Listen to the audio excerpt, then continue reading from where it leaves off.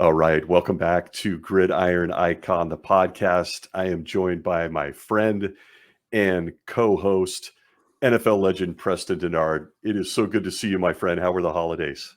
Holidays were outstanding, but I always got to start with our signature intro to give you a round of applause. We've got our own fan base. We do. It's piped in. Everybody's hollering about the stadiums pumping in the booze and all that. We got our own antics. Darn right, we do. And I'll tell you, it's good to see you. We've taken a couple of weeks to spend time with our families and whatnot. And what an amazing 2022 for Gridiron Icon. It started out as a little pet project. I ended up meeting you, which was, look, it's ridiculous at this point, but was really a lifelong dream as someone that I looked up to as a fan. And then to end up becoming partners on this little thing and just really enjoying all the friends and peers that you've brought into this. So as I start 2023, I want to say thank you to my co-host and now friend, you, Mr. 88, Mr. Denard. So excited. We're going to make sure my headphones got me balanced. You look good. You look good. I wasn't even going to mention the fact that you popped back into our lives this year, clean shaven. I entered 2023 clean shaven. I got rid of all the old stuff. And so, it's always the ability to grow the new. All too easy. Was that the missus request? That was nobody's request. That's just me. Alpha dog. I really do like this. Yeah. But boy, when COVID hit and I was at home for a while and all of a sudden hair started growing on my face, I went, whoa, and I couldn't believe that. So anyway, I just let it go one day because one of the old ladies at church said, you should keep that. That is good on you. I said, okay. I'll take the compliment. We'll go with that. That is really funny. I got to tell you, I hate it because you just look younger. Oh. I mean, nobody's going to run into us too and think, oh, Preston Denard's a little bit older than that guy. They're not going to think that. And it's, man, when they see me move and they see me do what my dad used to do. Yeah, they'll know. You spent a few years in the NFL. I think everybody's going to cut you some slack on that one. Well, hey, great to see you. Thank you. I'm so excited for 2023. We're going to spend a little bit of time here at it's our semi end of the year show, beginning of a new era, 2023 show.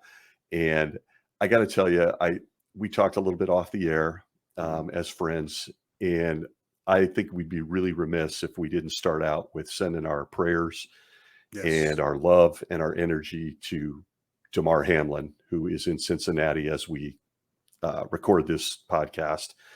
And I tell you, I've been wanting to talk to you since it happened because you have to have a unique perspective on this as a former player. Can you just kind of share with us like how this has impacted you and the thoughts and emotions going through when you see this? Yeah, I certainly can. And one of the things, Stacy, that I've been fighting not to watch a lot of talk shows and to listen to the different varied opinions that are out there, because you don't understand this unless you've been a part of this. Okay. I just have to point blank say that. I mean, it's one thing to see, it's one thing to come up with your own assessment, it's one thing, but there's no fan that can truly identify emotionally, personally, mentally, what took place the other night on that football field. And I can tell you how powerful that brotherhood is, and watching young men play the sport that you played and survived it. And I'll use that term, survived it. It's tough. As a matter of fact, while they were going back and forth with their pauses, I was in tears.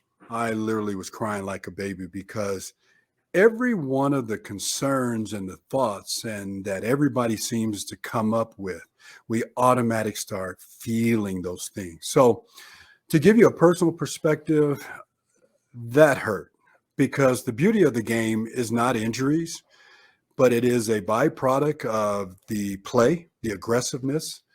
And one of the things that all young men and maybe young ladies, but all young men, even in high school, they desire to play in NFL. They desire to do this. They desire to be a part of that professional genre. I'm going to go do this because I'm going to be on TV one day. And that can be a desire of a young man, but not one time through that journey of them playing youth ball and going to high school and going on to college, getting that scholarship or an ability to walk on a campus and play for someone, and then having the blessed opportunity to be one of the fine few that make it to the big leagues. Not one time do we ever think about such a dramatic and traumatic scenario as what we witnessed with Damar. And of course, like you said, our hearts go out to him. Nothing else is more important. I've heard all the arguments from why are they not playing the games, or why are they thinking about canceling, or why are they thinking about backing up the playoffs, or they should do this, they should do that. I can tell you, if you're not in those shoes, you have no idea how tough this thing is. And it's emotionally tough because it's a part of the game that is the ugliest part of the game. I can deal with attitudes. I can deal with ugly play. And I can also deal with young men playing the game that don't respect it the way maybe I used to, and some of the guys I played with. Those are all common points. But when it comes down, at this point, it doesn't matter if he's an opponent, a teammate.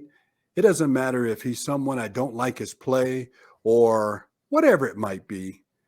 This takes precedence because it's a human being's life. And nothing in the game of sports requires us to make a decision about how to move on. Because honestly, we know how to move on. The key is making sure there's a young man that is able to get through this, and every ounce of energy is directed toward him. So it's difficult. What's even more difficult, Stacy, is a lot of the opinions, and I have to admit, most of them have been from commentators and those who host shows and so on. Everybody's got their opinion about what they think should be happening or how they feel about some of the decisions or lack thereof that have been made or not been made. So everybody's impatient about it. They want to know, they want to know, they want to know. I say take time out. There's a young man laying in a bed in a hospital who, thank God, is at a 50% level of breathing on his own. Yeah. So thank God for that. Oh, my gosh. And I know prayers are out there, but I'm going to make a comment. And it's a challenging comment, but we're dealing with the reality of this. And nobody else will be affected by what someone else says until you truly open their eyes. You can bet there is not a concern today about racism. There's not a concern today about whose team is that team and your favorite team. There's not a concern today at this very hour, even about who your favorite players are because of this situation. And the reason I say that is because this is the ugliest part of the game, and it is dynamic. It is the one thing that will stop you in your tracks. And I've seen a lot of it. I've seen the broken legs. I've seen the disfigured limbs. I've seen guys get knocked out. I've been knocked out in a game and don't remember it for a whole half. Can you imagine if you think back on something like that? And that's nothing near to what we're experiencing today with Damar. This is something that has never been known during a sporting contest. Yeah. Never been. I've known of a couple of high schoolers over the past years that were injured and went to the hospital and days later did not survive. I do recall that. Yep. I also recall, I forget the baseball pitcher, maybe he was a Tampa Bay pitcher. Remember that boating accident? Oh, yeah. Yes. Where they hit the dock. Yes. Yes. There's, there are life challenges that face us that, sometimes we're in that moment we just can't control. But this was an environment of control. This was an environment where a young man was doing what he knew how to do at the best level, who made it because of his skill set and because of a weird freak scenario in how he was hit, traumatized his body. And oh my gosh, I know everybody today is not feeling well, but I've heard some comments that are just ridiculous. And some of the stance out there by certain individuals on certain shows too as well, I commend them for taking that stand, because there's nothing about the game that is important right now today.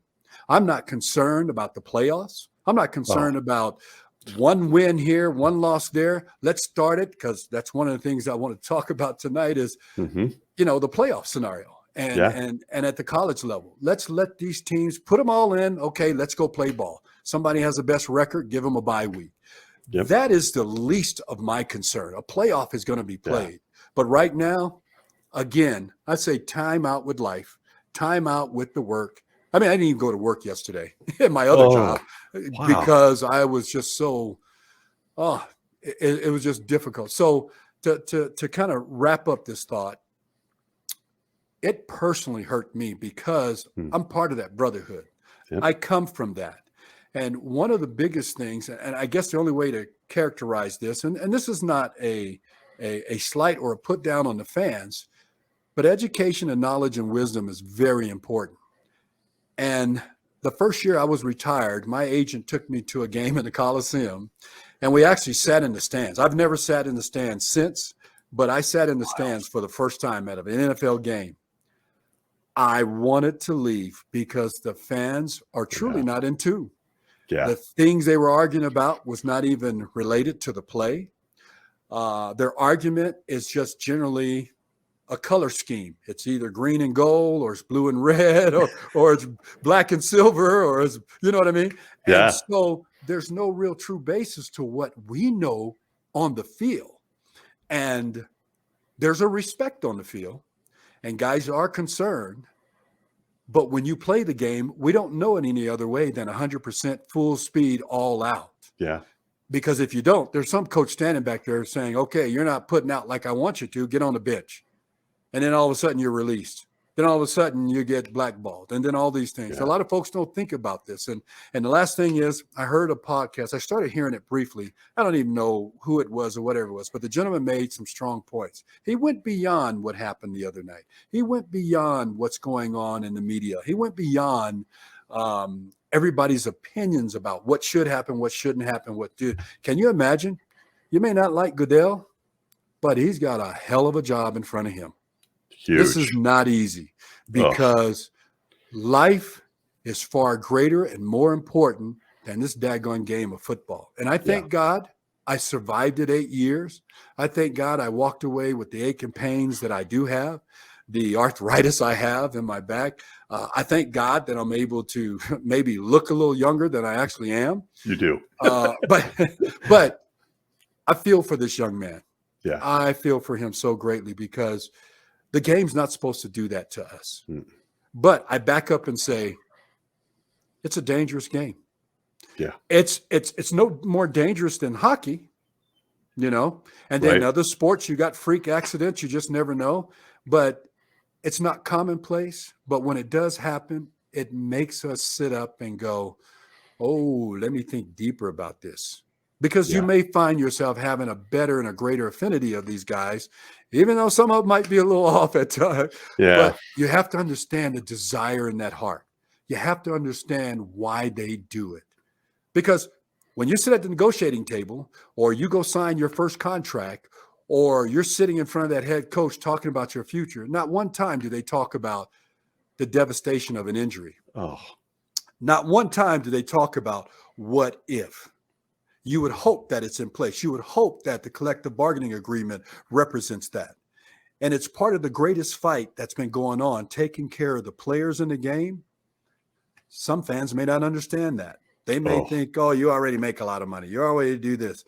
But this is why we need to take care of these young men. This is why you want to take care of them. There should be no question that the NFL, that the game that he got injured in does not help him.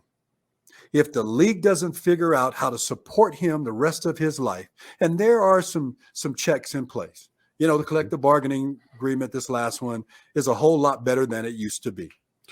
And they've contributed. But, you know, there's limitations on everything. The disability, I heard that was a big argument.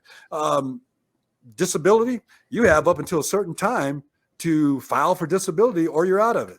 Yeah. I've never seen that. Never seen it. And so these are the things that people don't understand that young man is facing. You know, Social Security, the ability to provide for his family. He may not have the strength.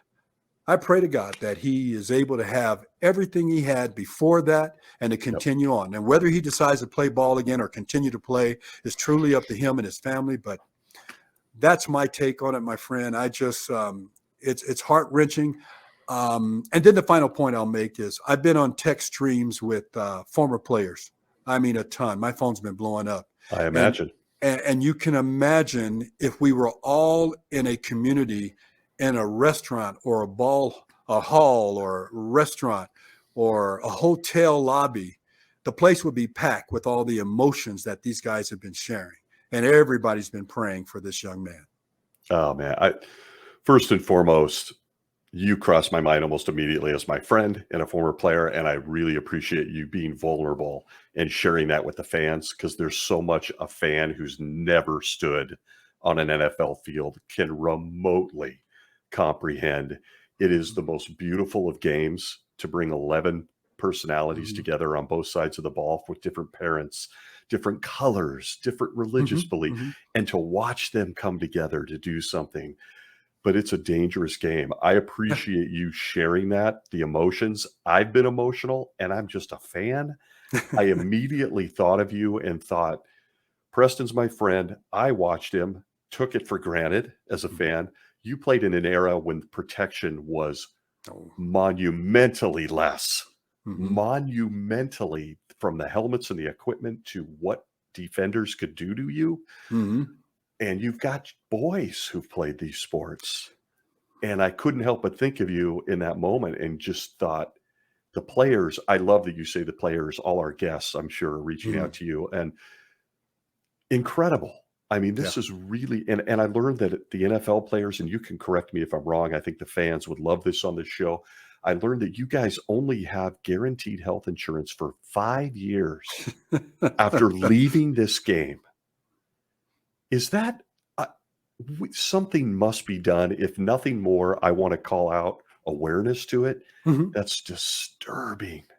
Yeah, a lot of folks don't realize the challenges that are within the game from the office standpoint and from, the battle between the players union and the league owners itself.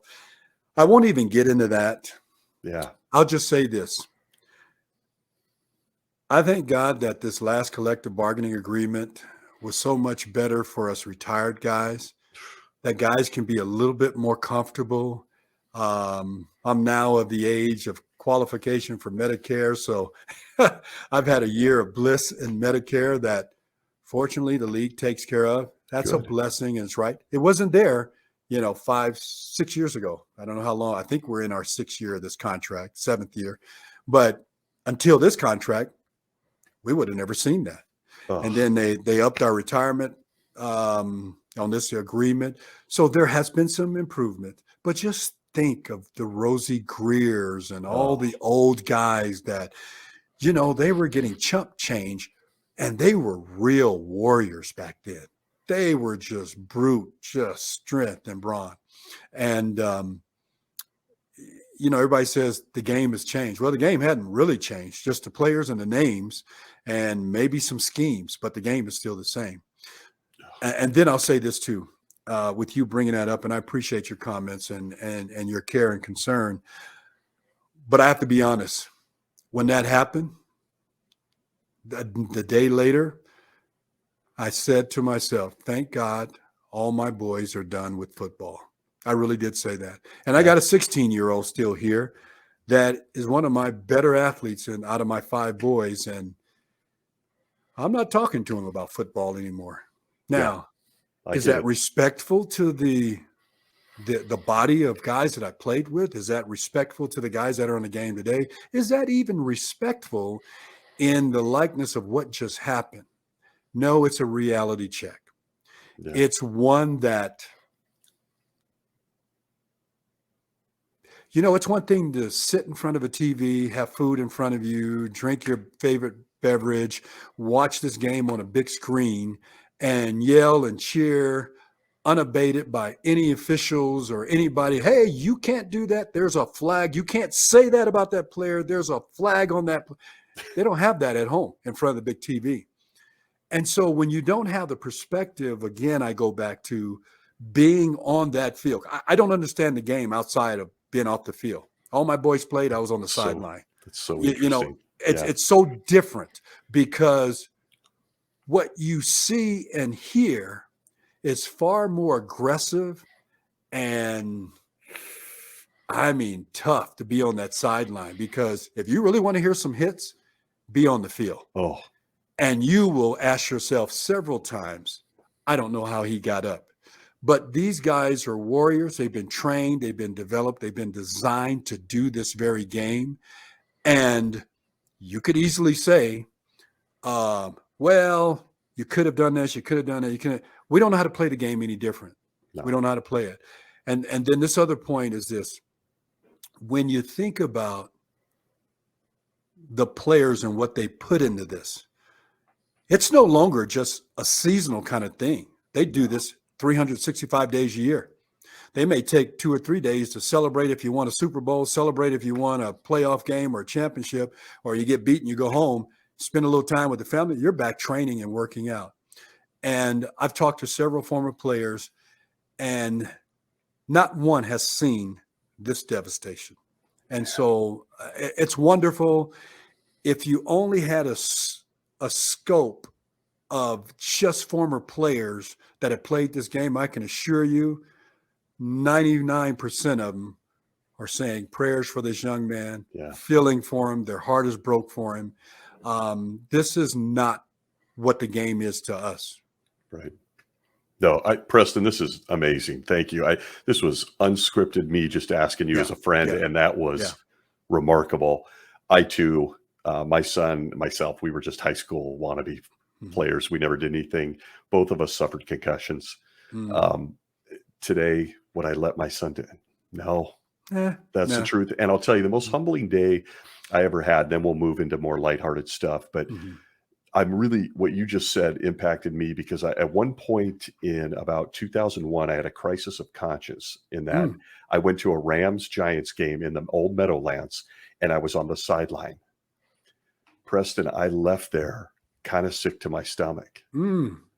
Being that close to an NFL action and game, and seeing my favorite players' faces, and listening to the impact of grown men hitting each other, and watching it, the speed of the game.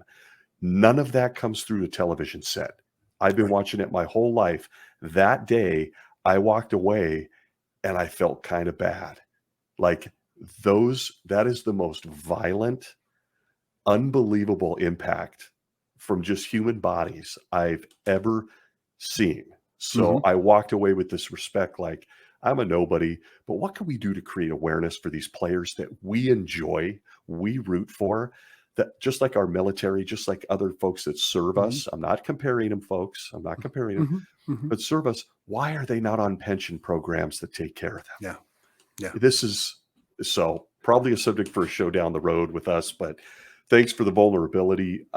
All of our prayer, I don't want to speak for you, but for us at this little podcast, Damar Hamlin's family, we are praying, and every fiber of our being is with you in Cincinnati. Young man, you're 24. Please keep fighting. This is just a game. You're a good person. So good stuff, my friend. Thank you. Okay. Thank you. As best as we can do here, folks, this week, we're going to shift to some other football stuff, which seems so unimportant, but we still do love a beautiful game that brings people together. So let's talk a little bit about the last few weeks that we haven't been hanging out together. College football was incredible on that Saturday. Was that not? Outstanding. I mean, those games, watching those quarterbacks, Bryce and CJ Stroud, and the kid from TCU, the overachiever who won't let his team lose, the way the kid from Michigan gave it everything he had after a couple mistakes, everything that makes this game so great and a metaphor for life. What did you see, though, when you come out of this playoff situation? What's your take? You and I have never talked about this. Right.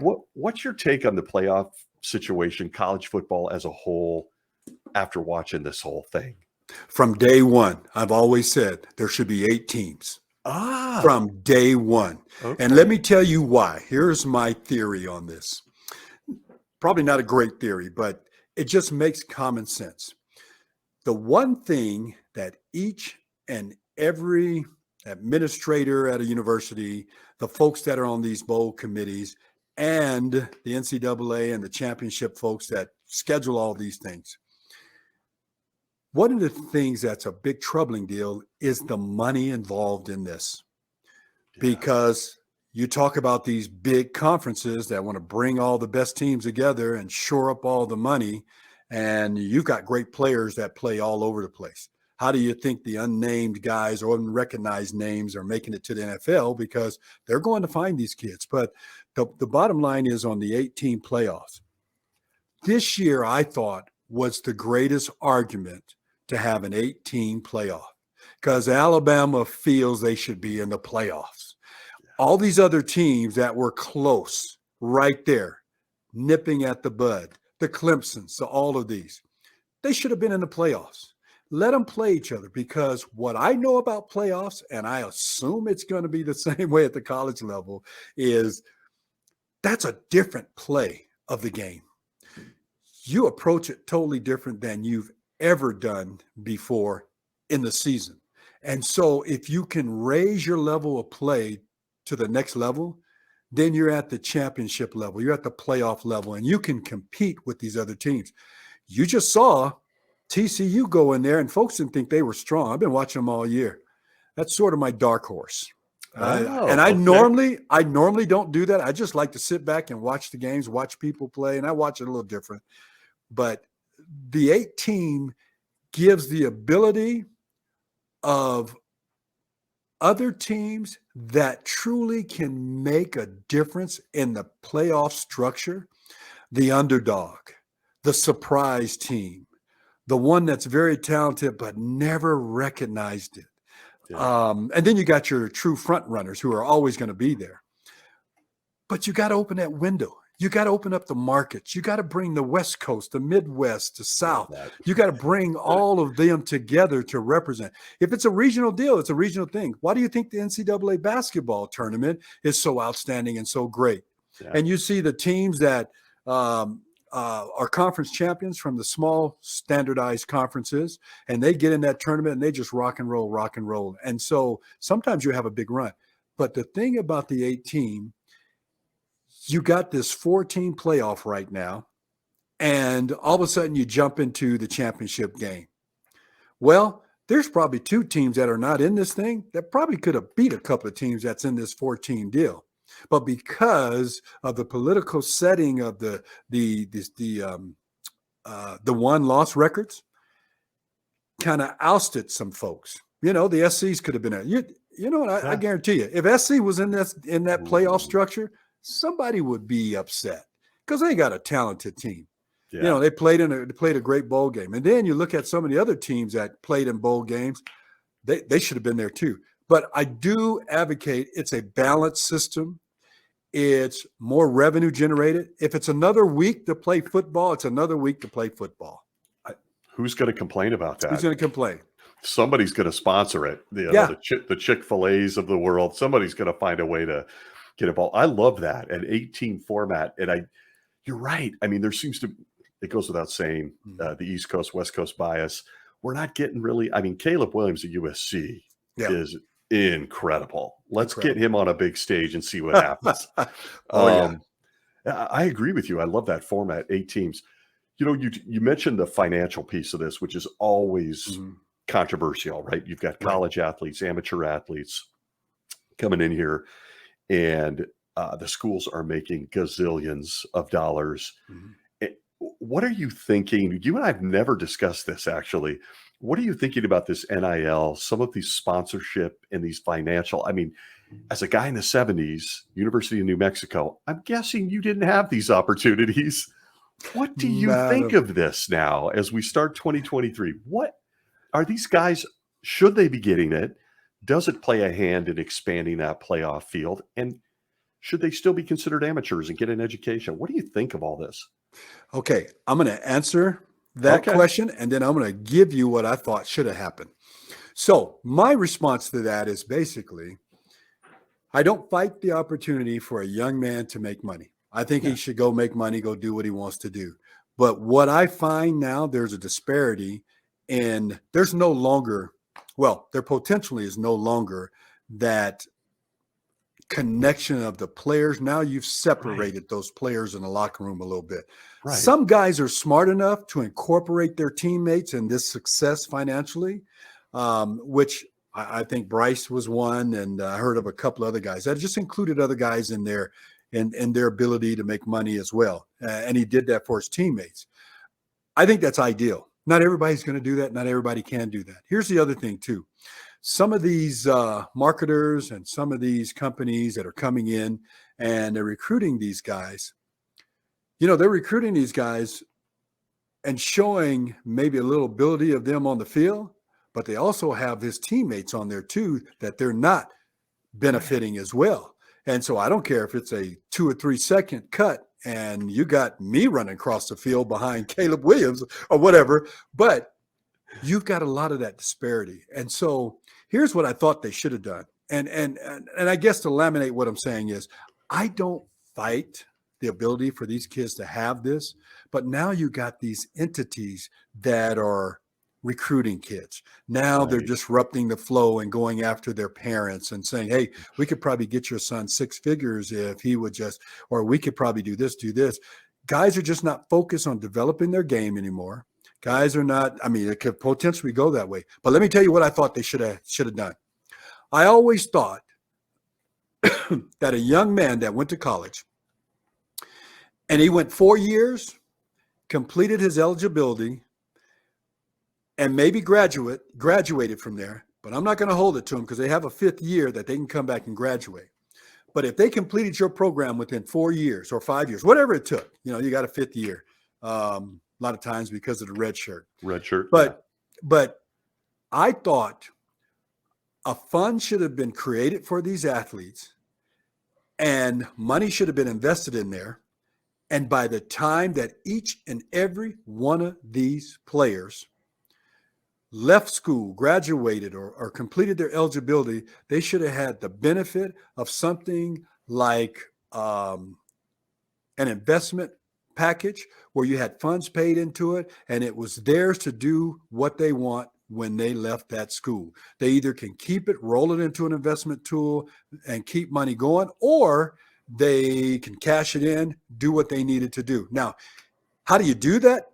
I know there's a lot of ways, all the way down to the university itself. But one of the ways is we all know how these teams make money at these bowl games. Some of these bowl games pay 14, 15 mil, 18 mil, 10 mil, 12 mil. But what happens, a lot of people don't realize is, say you've got the Pac-12. It is a Pac-12, right? No longer It's Pac-12. Okay. Well, So it's changing, but Pac-12. It's a good catch. I know. So if you got in that conference 4 teams and maybe 5 that go to a bowl game, okay? You might even have 6 that go to a bowl game. Every one of those schools, they're going to go to a pretty good bowl game. They're going to make money. The conference receives a great percentage of that money, and then the university keeps it. And then also, each and every university within that conference gets a little dividend off of that participation of that school. So even though you're trying to kick their butt during the season, you're thankful that they made it, or as many teams made it in your conference, you can make a little change too as well. A lot of that money can go into these individual coffers for all your athletes as a dividend. You'll have the argument, Stacy, well, they're on scholarship and you're paying for their education, you're doing this. But what you don't realize, when their eligibility is up, whether they have that degree or not, and we desire them to have their degree, but whether or not they have that or not, they are probably still not ready for the real world out there. Yeah. And even though they come out of college, they got to go find a job. They got to get employed. Everybody doesn't make it to the NFL, the NBA, No. Major League Baseball, or Major League Soccer. Everybody doesn't make it. You got a small percentage that does that. But if you want to take care of your players and your community or university, that's what I thought they should have done. I tell you what, I think that we just got a very nice platform for you as Pac-12 commissioner, because that guy's under a tremendous fire out here on the West Coast. People cannot stand him. Yeah. That's an interesting concept. I agree too. Again, the disparity between your superstar quarterback and the gunner on the punt team, and how that's being handled, I think is worth a conversation. But you're right, if they can level the playing field, it's a very interesting proposal, number 88. I like that. And again, if we just take off these guys that isn't the superstar middle linebacker, but he still plays outside linebacker, if we take him away, there's no football team. Everybody's contributing to the product. So really interesting concept. How do you feel, again, never asked you this, live and on the air on Gridiron Icon, all of this centers a topic that I find fascinating. What do you think personally about the portal? Wow. I know I don't want to send you on a tangent, but I think that as we start off 2023, it's a big issue now. These players, we have a couple studs here at University of Oregon now that went, I'm done here. I'm going somewhere else. Yeah. That's one I haven't grabbed yet. I haven't grasped it yet. And the reason is I don't know how to receive that. Yeah. I think it's great that kids have that ability, that when they finish, maybe even their eligibility or they got a fifth year, they can go. I think it's great for a fifth year guy. Somebody that says, I played 4 years here. I'm going to go try my stuff somewhere else. But the real challenge to that is you, Mr. Bauman, the head coach of Bauman University, and you've probably got one of the top 10 teams in the country. You're only going after a guy that's going to truly make a big difference. Caleb Williams, okay? You're going to enhance your program. Will Preston Denard, who has a lower level division team and who has a good program, will I have the ability to do that? I doubt it. So what's happening here that I think I see, and that's why I don't have a good grasp on it yet, it's just like the SEC. And the SEC is entertaining this Big 12 schools and all of this and people from all over the place. And I know what they're doing, and we all know what they're doing. Right. It's steal the money. Right. You build the biggest pie, everybody comes to eat it. And so if you got the biggest pie, you can cut your slices the way you want to. And so television contracts, the TV contracts, the radio contracts, the cable, you got online, you've got all this different resources of media outlets that people are taking advantage of. And now these conferences have their own thing. I just think the portal has not proven to be a fair entity yet, but it's been a blessing to those who've been able to figure it out and take advantage of it. You can't beat. Now, if Lincoln wasn't at SC, would Caleb go there? We don't know. If there was no ability like DJ, he didn't feel he was successful and he got, sat on the bench because, he wasn't starting anymore. That attitude put him in the portal. Maybe he goes somewhere, maybe he doesn't. But our kids are vulnerable now because they're put into a place where I hope somebody takes me. I hope somebody gets me. And what if somebody doesn't? And if one team finds out, well, wow, you don't have anybody. Hey, we'd love to have you. Well, I'm not sure if I want to go to your school. Everybody's judging the makeup of that institution. And, everybody's not going to get a Caleb Williams. Right. Okay? Right. But you probably will get a nice piece that will fit where you need to be. Now, if I need a defensive back that's a dual corner and safety, I need that kind of athlete in my group. He may not be available in the portal. What good is the portal? So I do think it's a great thing for guys that have truly finished their undergraduate eligibility and have that fifth year. I think it's perfect for them. Give them a chance to go play. Do you need the portal? It's an easy way to reach out to them, but in the old days, you didn't need it. You just reached Right. out to a school and, you went there and did it. It's an easy thing for coaches today. Yeah, I'm feeling kind of like that old guy, get off my lawn guy here, because it's the old school thing is, I want these kids to learn loyalty, and they committed to this school, and they're, Yeah. the other part of me is, if they can better themselves and they can go to, I've always appreciated the junior college program. Mm-hmm. We've had some of your friends and athletes on this show that started in a different way and Yep. ended up getting into the NCAA by working through that program. So it's interesting. Interesting take. We got a little bit of businessman Preston Denard tonight, which is a nice change. A little bit on little the bit. show. Nice change. Well, hey, as we close out our first show of 2023, I think it'd be great. I personally have enjoyed every second of meeting some of your peers and friends and other folks we've got on the show. As we look into 2023, can you tease us with any?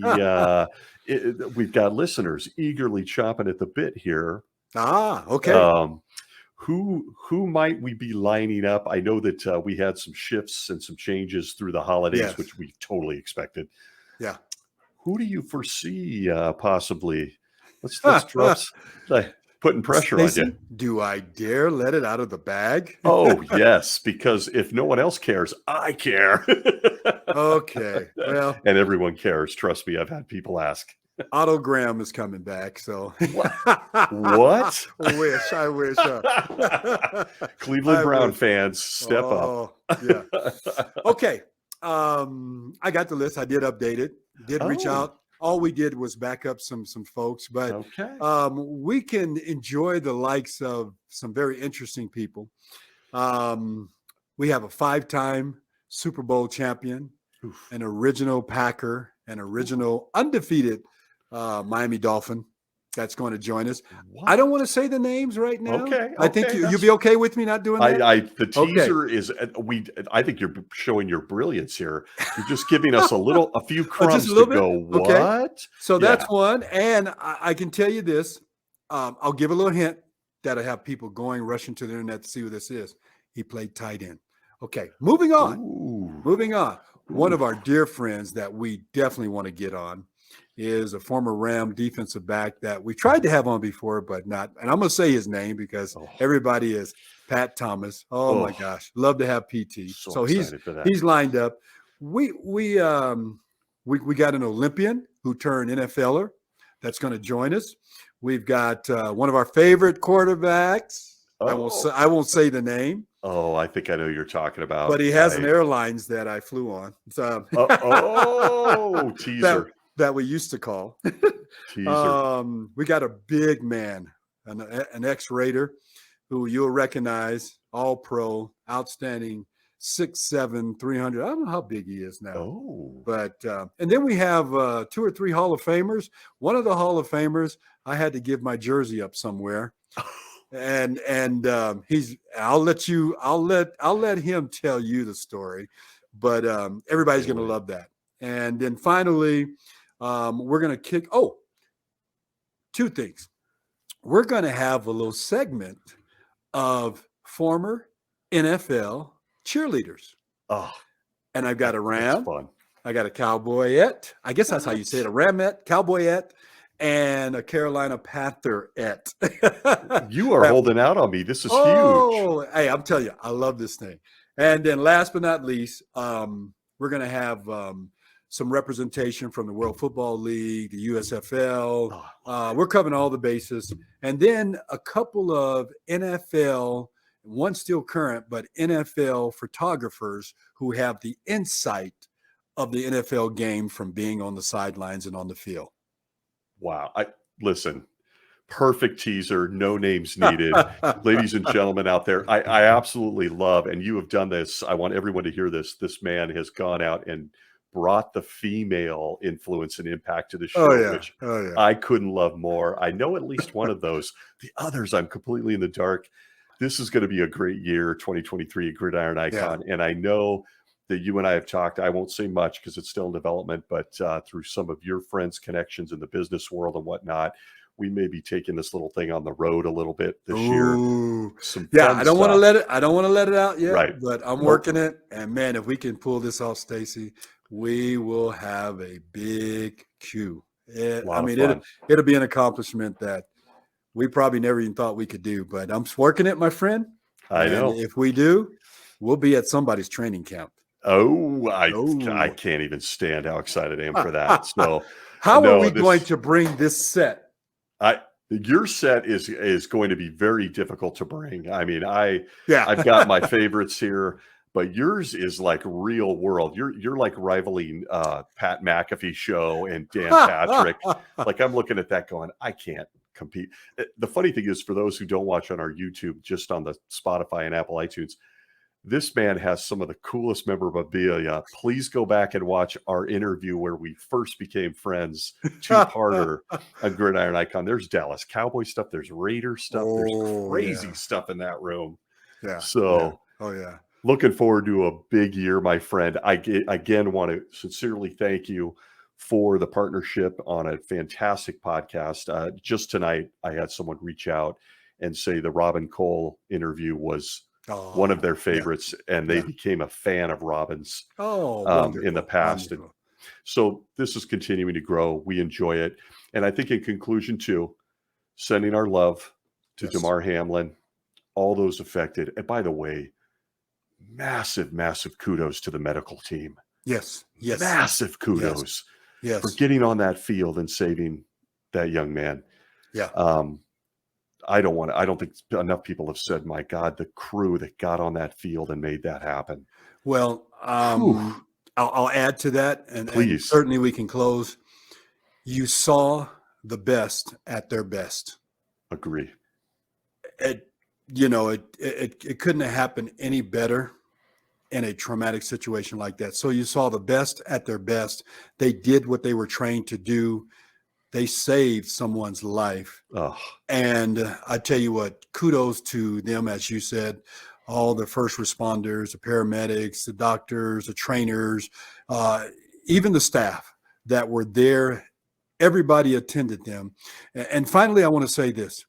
If you truly don't understand the love of sport, all you got to do is go back, look at that video, and look at those players on both teams. And I literally started crying. I did too. I'm not two afraid to tell you. quarterbacks came together. Oh, wasn't that because what else would somebody want? What are you doing? remarkable. Don't touch them. Don't do that. But Yeah. you found brotherhood Yep. in a battlefield. And a lot of times we don't like to compare to certain scenarios, but it's very close to that feeling you have for. It doesn't matter what field you're in. If you're a fireman, firefighter, if you're a Yeah. policeman, if you're in the military, if you are whatever it might be, you have a bond with people that you survive with, you work with, you practice with. Last point I'll make is this. You need to understand how much time is spent together with the coaches and the players every single day. And then you'll understand why the bonds are so strong. You'll even also understand why the bonds are even stronger after our careers. There's a great respect because we got people from all walks of life, from all other teams. That's the respect of the game. So, yes, kudos to all them. Thank God for them being right on top of this, helping that young man. Enough thank yous can't go out. Agree, man. And listen, again, pouring it on thick, but part of the thing I've really learned from you is in meeting you with your friends and the great guests we've had on this show is I've been stunned. I've told this to friends at the camaraderie that still exists among you guys. And it's everything that makes this game special. Mm-hmm. You never forget watching you at your age and someone I look up to and all your friends come and look how close these guys still are. Yeah. Like it's wild. And yeah. And my parting shot as we close this week is I've never been so impressed at the example of leadership that I saw between Sean McDermott and Zach Taylor coming together as the leaders of their men. And then the stories that came out about Joe Burrow and the captains of the Bengals going to the Bills locker room and going, yes, no more football tonight. Yeah. How is he? It's giving me goosebumps. It's some of the most amazing stuff I've seen. And despite this terrible thing that we know it's going to turn out right, I'm going to speak it to the universe. Yep. We got to see something special about the game. We did. We sure did. So thank you, my friend. No, thank you. No, thank you. And folks, stick with us. Follow us at Gridiron Icon. Yes. Big things coming. We are so excited. Some teasers tonight from Mr. Denard. We will see you in a week or so. And look at this. If you're watching on YouTube, what do we have? Is that a dessert? That is a wrapped up dessert, my friend. I wish you could take part in this because you know Me what this too. is? I may have to cut half of this and send it to you. Oh, you don't have to do that. But do you know what this is? You have a I clue. I don't. Is this something a guest gave you? No. Oh. I have these produced every year for customers. Oh, This look is at a you. rum cake. Oh. It is the best rum cake in all of Earth. Oh my God. And the lady that makes this, she's 84 years old. Oh, God bless her. She That's just made amazing. the last one. This is the last of the Mohicans right here. And my friend, when we're done, a glass of wine and rum cake's going to be what dinner is tonight. I will be there in spirit. You've got a tribe of young men and a beautiful wife to feed. That is awesome. I was about to say, is that a Denard recipe or? A Denard recipe, yeah. Yeah. Nope. I Somebody will. else did it. I'm going to cut you loose to go do that. Folks, Thank you, thanks sir. a million for a great year from me and Preston. Follow us at Gridiron Icon, all the usual spots, our YouTube channel. We're even on TikTok, believe it or not. That's going to grow. But we want to thank you for a great 2022. Here's to a great 2023. We will see you next week. Thank you.